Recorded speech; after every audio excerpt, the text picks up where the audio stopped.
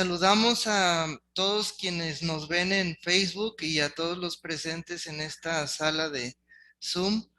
Estamos contentos, emocionados por estar escuchando em, estas ponencias tan interesantes y tan ingeniosas. Vamos a dar paso a nuestra siguiente ponencia a cargo de dos colegas que tienen una ponencia titulada Efecto patémico y discurso electoral, análisis de las pasiones en el discurso de Andrés Manuel López Obrador durante la campaña presidencial de 2018 en Twitter. Me parece que alguien levantó la mano aquí en el público. José Luis, no sé si... Hola, ¿me escuchan? Hola, hola, sí. Sí, sí. Voy a presentarlas como se deben a quienes son autoras de esta ponencia. ¿Sí me están escuchando? Sí. Ah, Sí. ok. Nos acompaña Cintia Cerón Hernández. Ella es maestra en Psicología Social de Grupos e Instituciones y especialista en Políticas Culturales y Gestión Cultural por la Universidad Autónoma Metropolitana y comunicóloga por la Universidad Intercontinental. Actualmente es maestra de tiempo completo en la División de Ciencias Sociales en la Universidad Intercontinental y representante ante CONIEC desde 2016. Sus líneas de investigación son género y comunicación, sexualidades, y en el área de investigación aplicada realiza estudios sobre audiencias, opinión pública y políticas públicas con perspectiva de género. Ha sido coordinadora de proyectos de intervención desde la comunicación y el arte y es coautora del libro Agenda Sociodigital de la campaña presidencial 2018. También Blanca Nayeli Gómez Aguilera es licenciada, estudiante del doctorado en Ciencias Humanas de la Universidad Nacional de San Martín, Argentina. También es especialista en procesos de lectura y escritura de la Cátedra UNESCO Maestría en Análisis del Discurso por la Universidad de Buenos Aires, Argentina. Licenciada en Ciencias de la Comunicación con énfasis en periodismo por la Universidad Autónoma de Coahuila. Asimismo, tiene estudios de grado y posgrado en la Universidad Nacional de Lanús y la Universidad Nacional de San Martín, Argentina. Actualmente es profesora investigadora de la Universidad Autónoma de Coahuila y en la Unidad Torreón. Sus líneas de investigación son la lingüística, análisis del discurso, psicopedagogía, comunicación y nuevas tecnologías. Bienvenidas, doctoras, a este coloquio. Y pues bueno, les cedo la palabra de esta ponencia que es muy actual, es un análisis de la sintaxis y del léxico utilizado por el presidente de México, así como de sus figuras retóricas y adjetivaciones en torno a estos tweets. Adelante, muchísimas gracias. Ok, voy a compartir la pantalla.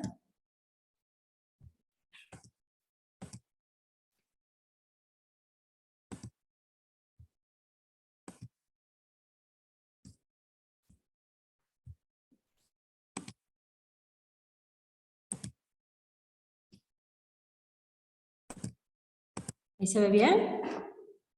¿Me escucho? Sí, ya sé. Genial. Voy a apagar mi cámara por cuestiones de estabilidad de la red.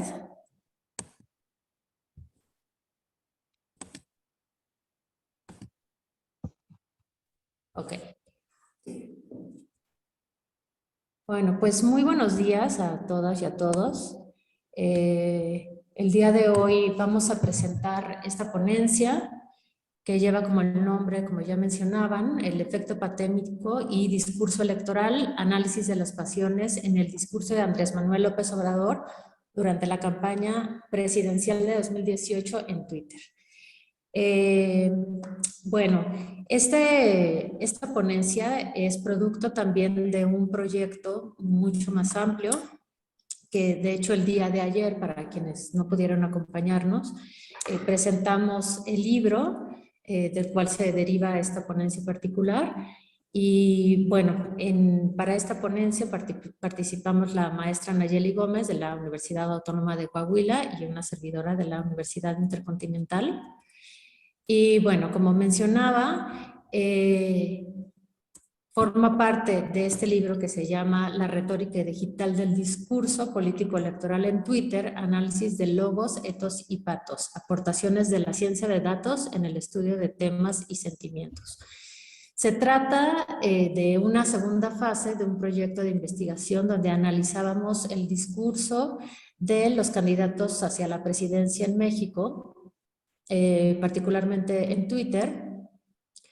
Y bueno, en este caso teníamos como antecedente un estudio previo que, bueno, como verán aquí está este primer libro que se llama Agenda Sociodigital de la campaña presidencial de 2018, en el cual ya habíamos comenzado a estudiar las emociones, particularmente en Facebook, ¿no? En el análisis del discurso de los candidatos en esta red sociodigital, desde una visión más cuantitativa y también desde una visión interdisciplinaria, en donde participamos investigadores, investigadoras desde la sociología, la comunicación, la psicología social, para abordar estos temas que son sumamente complejos y que requieren de una visión interdisciplinaria para poder comprender con mayor profundidad.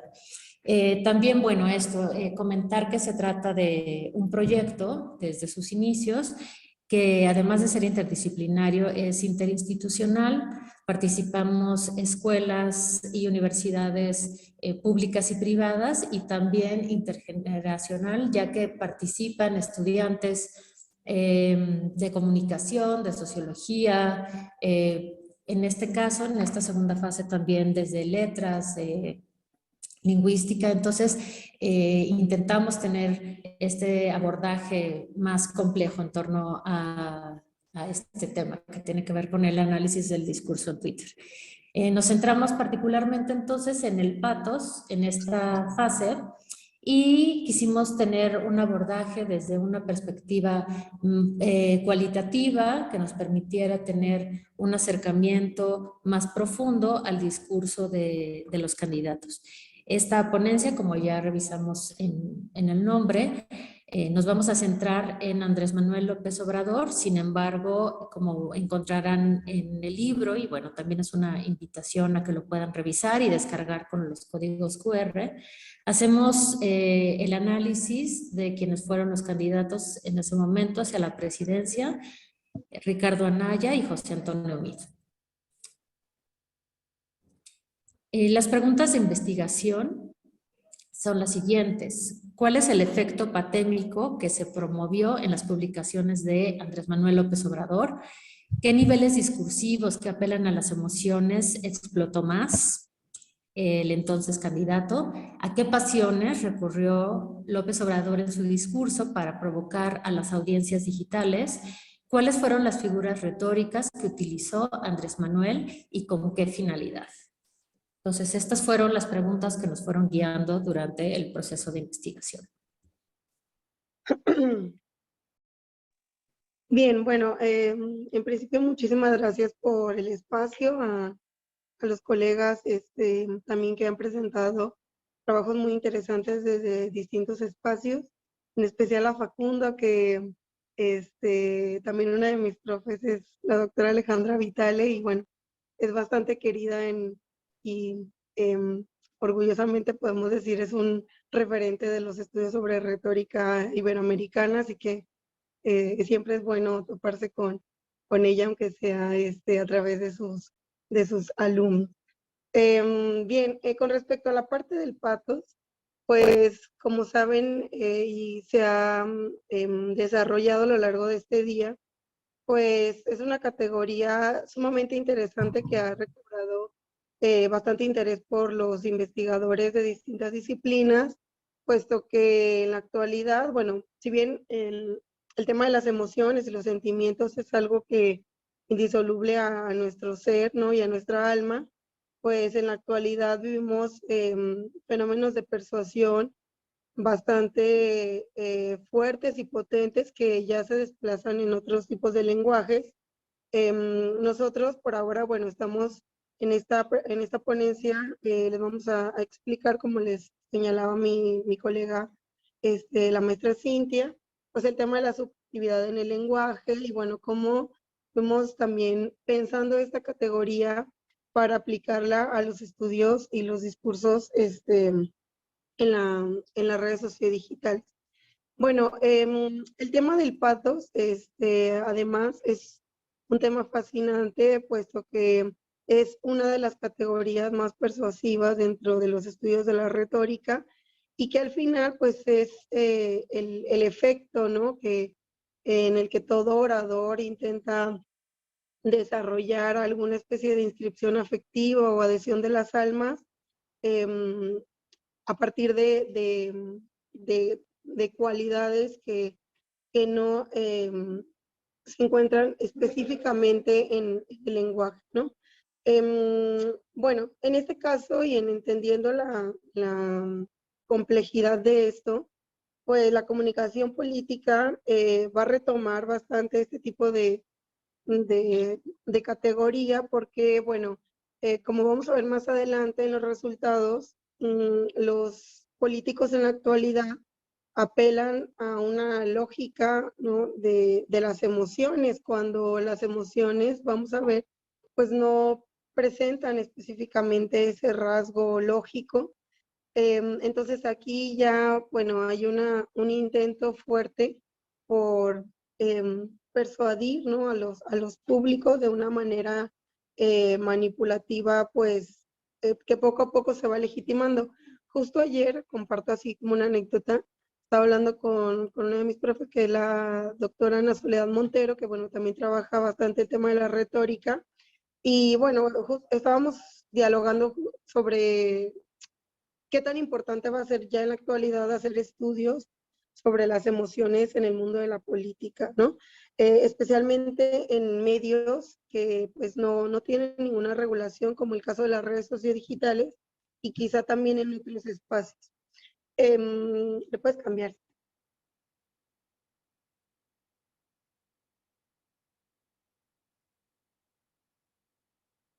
La siguiente, sí. Gracias. Bueno, nosotros además, pensando en esta subjetividad del lenguaje, ¿no? Quisimos adherir específicamente a formas y construcciones que se realizan desde el lenguaje, es decir, de alguna forma estas fueran explicitadas. Acá les compartimos un poco de la bibliografía con relación a la diferencia entre emociones, sentimiento, persuasión, subjetividad lingüística comunicativa, pero también el concepto de la intersubjetividad, que de alguna forma nos conecta, ¿no? A todos. Y que de la que habla, por supuesto, Jorge Habermas, ya pensando la publicidad y la propaganda desde los estudios de la persuasión, ¿no? En la comunicación. Bueno, la evocación de las pasiones, nosotros lo vamos a retomar desde la parte discursiva. Entonces, de esa manera, pues entendemos la distinción entre una emoción y un sentimiento. Haciendo una especie de resumen, pues las emociones son estados mentales intencionales que se basan en creencias y que se ha comprobado desde otras disciplinas. Compartimos varias de ellas, ¿no? Como una cualidad humana. Algunos han clasificado estas emociones. La verdad, nosotros en este apartado no adherimos puntualmente a la interpretación extradiscursiva de ellas, sino más bien a que estuvieran explicitadas o que algo pudiera evocar esa emoción a partir de ya una explicitación discursiva. Por otro lado, los sentimientos van a referir a emociones que generalmente se dan en un estado más prolongado y complejo. En este caso, estos sentimientos van a adherir más bien a este sentido de la intersubjetividad que da Habermas, ¿no? Bueno, algo interesante aquí es que los políticos puntualmente pues van a intentar tratar de persuadir a sus audiencias a partir de recursos afectivos. Esto es pues porque son cuestiones que compartimos entre todos, pero además el tema de las pasiones y la forma en la que se cristalizan va a resultar sumamente interesante, ¿no? La retórica plantea como una técnica, pues previene más bien cómo estamos hablando en la actualidad y también de qué se está hablando, ¿no? Entonces, para nosotros es interesante pensar también qué efectos patémicos, ¿no? Se ven cristalizados en estos discursos. Entonces, el uso de la palabra va a resultar el canal más útil intersubjetivo, puesto que la mayoría de nosotros, pese a que tengamos formación de lingüística o no, pues tenemos en común una forma mediada, ¿no? Que es el lenguaje.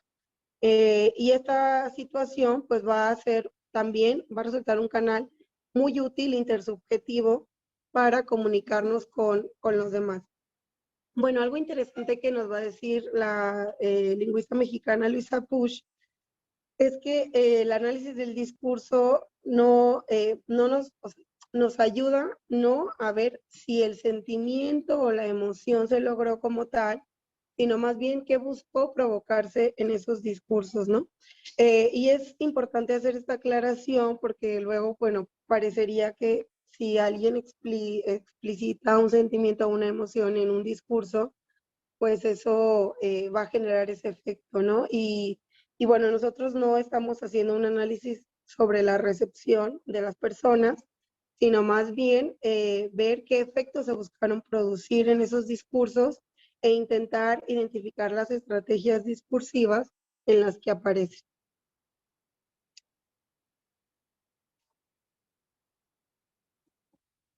Bueno, un poco a esto, para hacer un resumen que creo que ya lo había señalado en la diapositiva anterior, pues Shahado va a hablar justo de cómo la configuración, la representación psicosocial y sociodiscursiva se da desde un imaginario sociodiscursivo y que esto, bueno, adhiere justo a lo que yo les comentaba sobre la perspectiva desde una mirada sociológica comunicativa de Jürgen Habermas, ¿no? Entonces, ahí quizá también a partir de estas técnicas nosotros podamos entender qué está funcionando en nuestras sociedades desde lo afectivo, ¿no? O sea, de qué hablan estos sujetos que pertenecen a un contexto sociocultural y que buscan en sus discursos convencer o persuadir a estos sujetos en relación a la obtención del voto.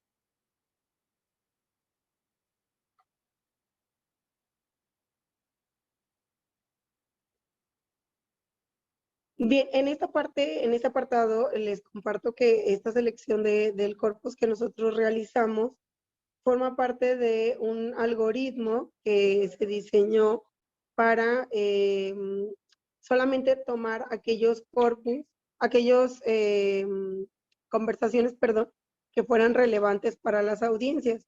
Esto es un poquito complejo de explicar, pero nuestro equipo de investigación pues tiene está conformado por personas de distintas disciplinas y también el trabajo inicia desde los estudios de la comunicación, ¿no? Entonces, para nosotros fue muy importante pensar, ¿no? Cómo una estrategia para seleccionar un corpus en una campaña electoral que no fuera específicamente arbitrario, o sea, no estamos buscando a priori algo, una emoción o un tipo de efecto, sino más bien estamos y elegimos al final aquellas publicaciones que numéricamente parecen ser relevantes para las audiencias. Y aparte de numéricamente también que adhieren a un sentido de interactividad. Aquí con la flechita se muestra un poco que la ponderancia en este algoritmo, perdón, participan 3 factores, que son los me gusta, cantidad de retweets y los números de comentarios. Y mayormente el número de comentario es lo que se ve más en la parte más alta de esta imagen, porque de esa manera la fórmula lo que hace es solamente elegir aquellas cosas que fueron significativas para la audiencia, en tanto el compromiso comunicativo que tienen con la publicación. Por ejemplo, no es lo mismo comentar, ni requiere el mismo esfuerzo comentar una publicación que compartirla o darle me gusta. Es un poco así en síntesis, pero si ustedes quieren conocer un poquito más sobre qué es esto de la fórmula del grado de interacción y un poco sobre el algoritmo, en este código QR ustedes pueden acceder a un video explicativo y muy sintético sobre esta fórmula que ayuda a seleccionar corpus de manera pensando, digamos, en la relevancia del evento, pero también en la interacción de los públicos. Bueno, y aquí un ejemplo que es bastante revelador, pues vemos que no todo lo que se publica tiene relevancia en una campaña electoral. Por ejemplo, nosotros en este caso solamente vamos a hablar de Andrés Manuel, pero aquí aparecen los 3 candidatos en la barra que es color cremita, pues son las publicaciones totales que se hicieron. Estas publicaciones se fueron codificando todos los días de manera artesanal. Y bueno, luego aplicamos la fórmula en estas publicaciones y, por ejemplo, vemos que no porque se publique más se tiene el mismo nivel de compromiso por parte de las audiencias, como en el caso de Anaya, que fue el que más publicó, o sea, tuvo 438 publicaciones, pero solamente 77 pasan este sentido de la interacción y la relevancia de la interacción en la publicación. Y vemos, por ejemplo, caso contrario, que al final fue quien resultó ganador de la contienda. Andrés Manuel López Obrador publicó 111 mensajes, o sea, 111 publicaciones en Twitter, y 100 de esas publicaciones fueron relevantes para la audiencia según este algoritmo. Al final, nosotros para ponderar, como se darán cuenta, analizamos los 3 candidatos. Para ponderar la cantidad de publicaciones, pues elegimos solamente las 60 publicaciones más relevantes de cada uno de ellos.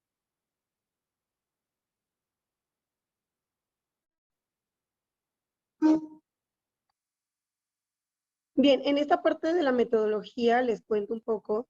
Bueno, analizar los discursos siempre trae una complejidad, ¿no? Ya desde la parte más cualitativa, porque en este caso nosotros desarrollamos todo el proceso de investigación desde el 2017, o sea, desde el 2017 nos reunimos para desarrollar los modelos, las fórmulas y bueno, todo lo demás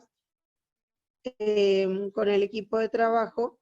Y bueno, la parte de la metodología cualitativa, identificamos y nos pusimos de acuerdo en que hay 4 áreas, ¿no?, de oportunidad para analizar la inscripción afectiva del lenguaje o la subjetividad lingüística comunicativa.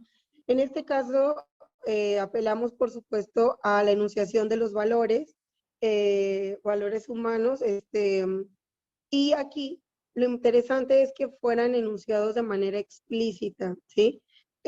Para evitar, bueno, la sobreinterpretación y ver, ponernos de acuerdo, etcétera, si se afirmaba o no algún valor.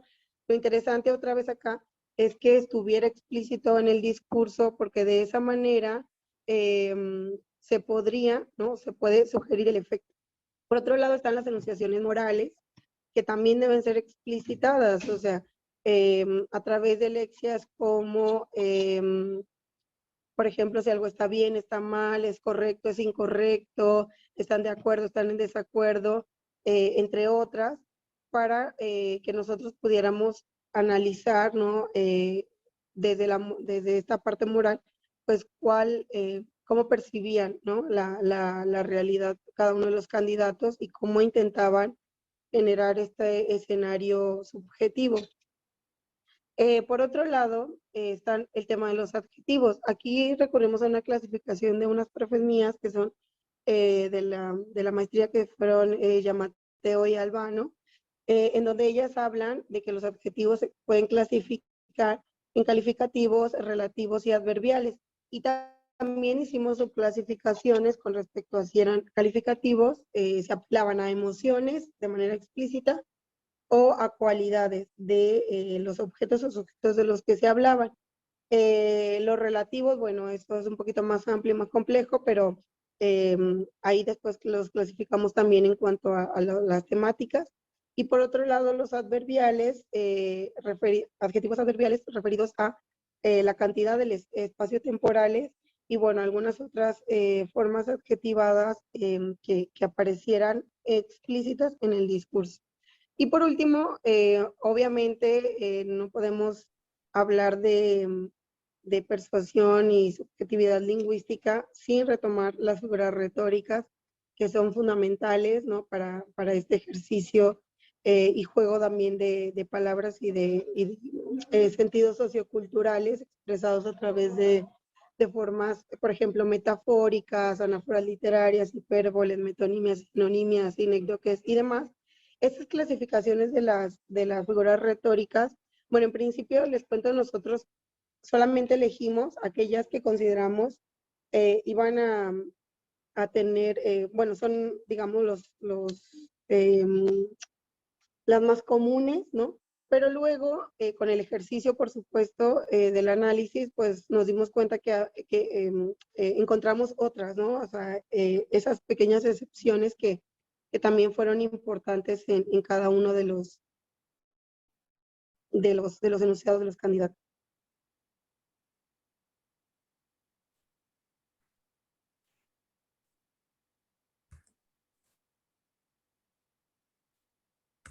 Siguiente, sí.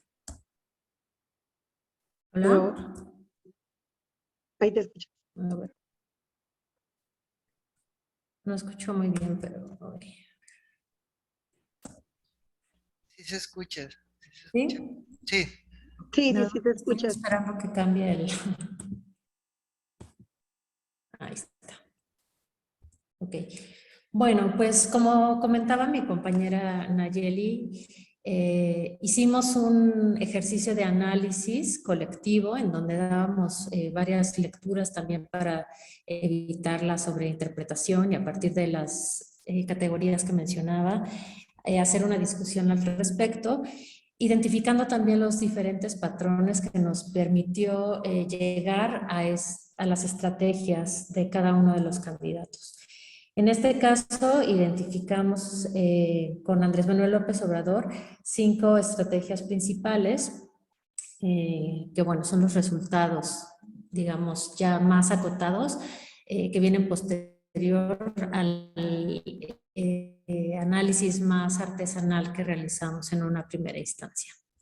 Entonces, una de las estrategias la llamamos el privilegio de la ambigüedad confrontativa, en donde el candidato propone un patrón de juicios de valor negativos para distinguirse de sus adversarios y los descalifica con palabras como sucio, la mafia, utilizado en esta construcción que es la mafia del poder, y alusiones negativas del poder, aspectos que se oponen a lo que en sus discursos expone lo que él representa. Entonces genera esta oposición, ¿no? Donde pone a lo negativo como en el lugar del otro y a la vez él se asume como el lugar de lo bueno, lo justo, lo honesto. Entonces ataca estructuras de poder y destaca el abuso generalizado de sus adversarios hacia los ciudadanos con el fin de sugerir a las audiencias a significar la imagen de estos. De tal manera que se beneficia del privilegio de la ambigüedad propia de la lectura cómplice de los ciudadanos.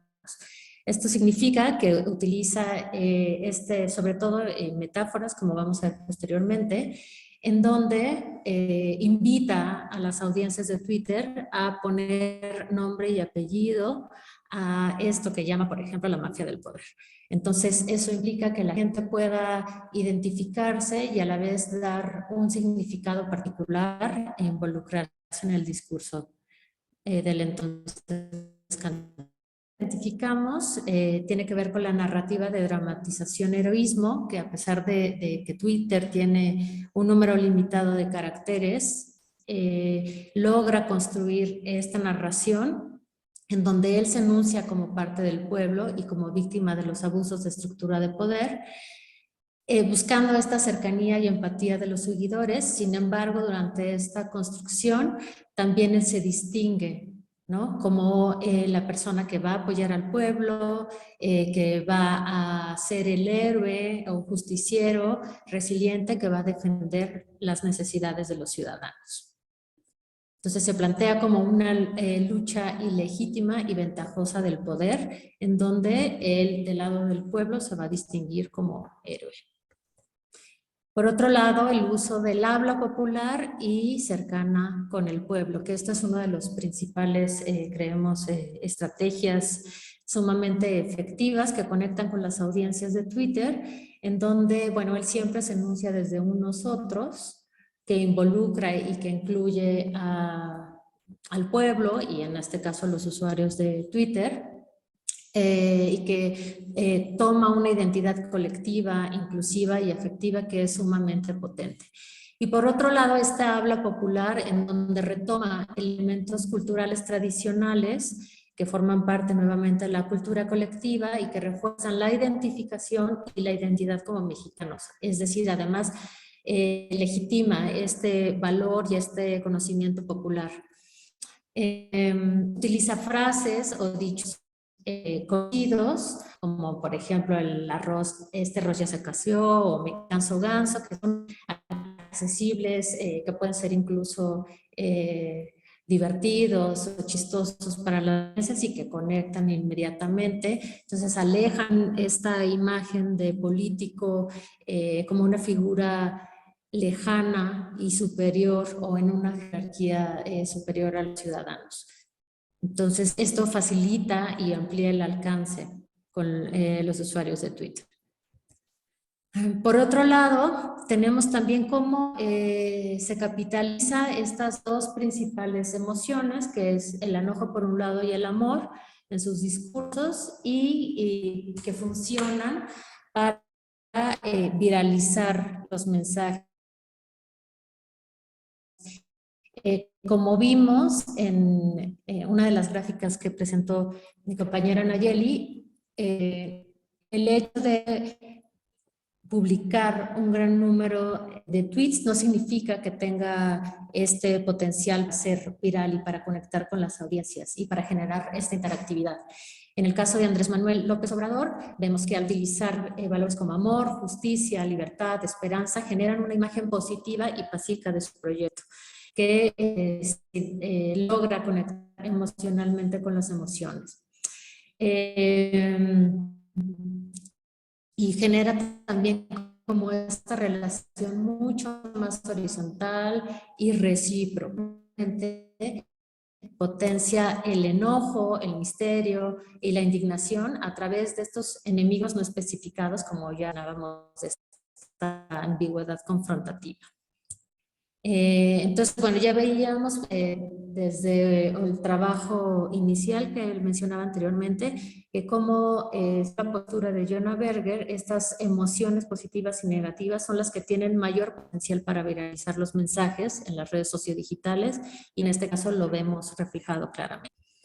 Y finalmente el uso de un lenguaje sencillo, coloquial, que está centrado más en los efectos que en acciones o propuestas, que esto lo vimos como tendencia general con los tres candidatos, en donde Twitter se utiliza como una forma de presentarse a sí mismos, ¿no? En esta cuestión del ethos y de generar la identificación y conexión afectiva con las audiencias, más que presentar acciones específicas o propuestas específicas.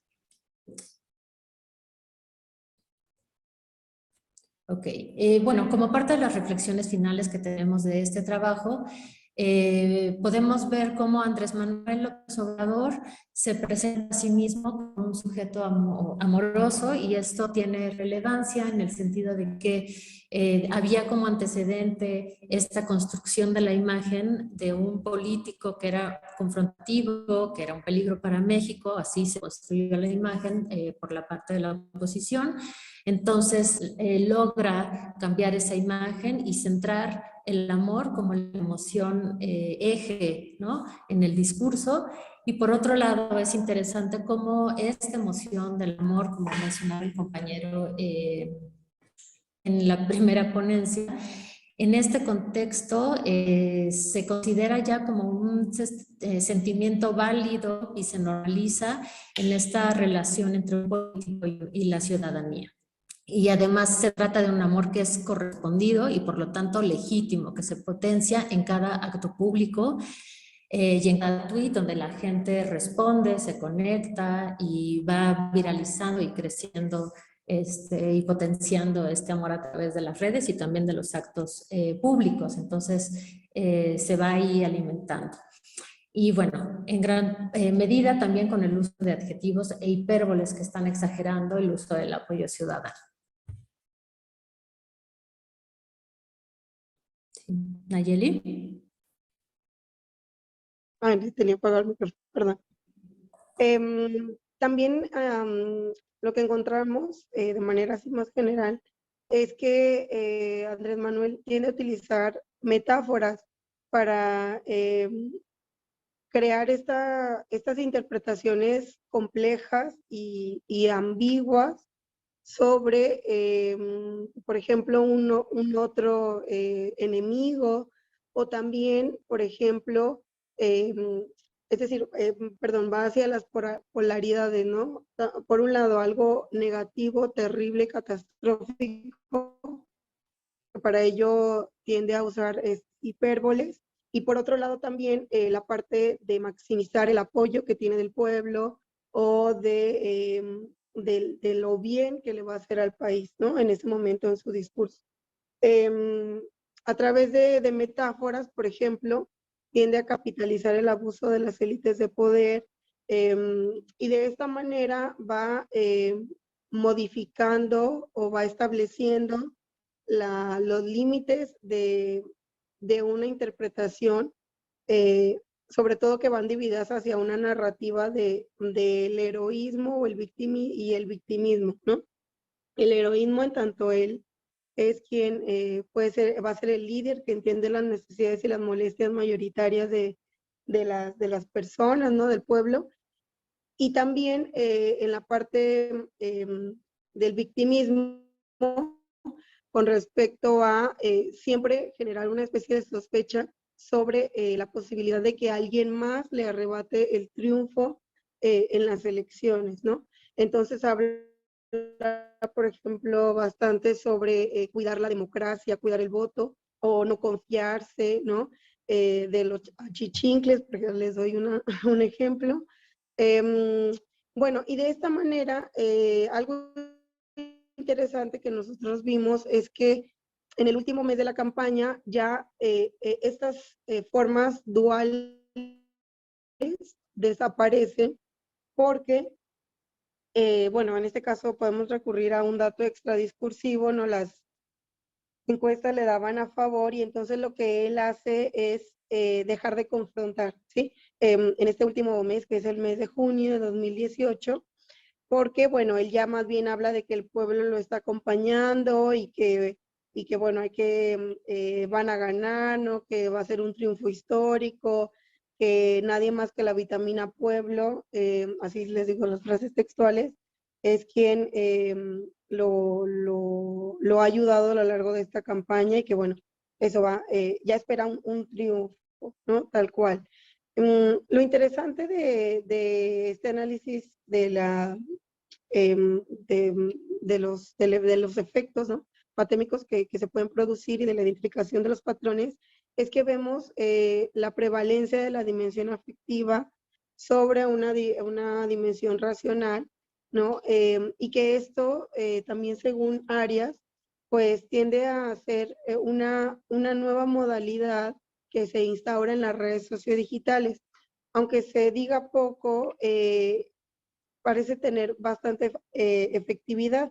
Y este tipo de situaciones, por ejemplo, donde el amor pasa a ser un tópico de una campaña electoral, ¿no? Y no es el amor a la patria, no es el amor hacia, o sea, no digamos está en ese sentido de romantización de la democracia, sino más bien el amor del pueblo hacia un sujeto, ¿no? O el amor que siente un sujeto con respecto a su proyecto, ¿no? Pues nos habla de alguna forma del tipo de discursos que está prevaleciendo en las campañas electorales. Como un dato así interesante, también otros candidatos pues tienden a utilizar valores, por ejemplo, experiencias espirituales, ¿no? Y otras formas de mercadotecnia que no son específicamente o que no atienden a un proceso democrático como tal. Entonces, quizá ahí la reflexión está en ver, bueno, de qué manera se están apropiando los políticos de este tipo de espacios y cómo están construyendo afectividades, ¿no? Que son sumamente potentes y polarizantes desde las redes sociodigitales.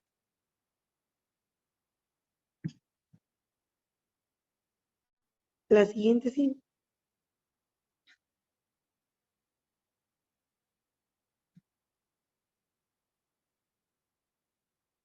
Bueno, y esta es parte de la bibliografía. Les agradecemos también mucho la paciencia y, y pues la posibilidad de presentarles este proyecto. Aquí les dejamos nuestros correos electrónicos. Muchas gracias. Gracias. Muchas gracias. Gracias a las profesoras investigadoras Cintia Cerón y Nayeli Gómez con esta investigación que forma parte de un libro, de un trabajo más amplio y que nos acompañan de la Universidad Autónoma de Coahuila y de la Universidad Intercontinental. Muchísimas gracias por este análisis.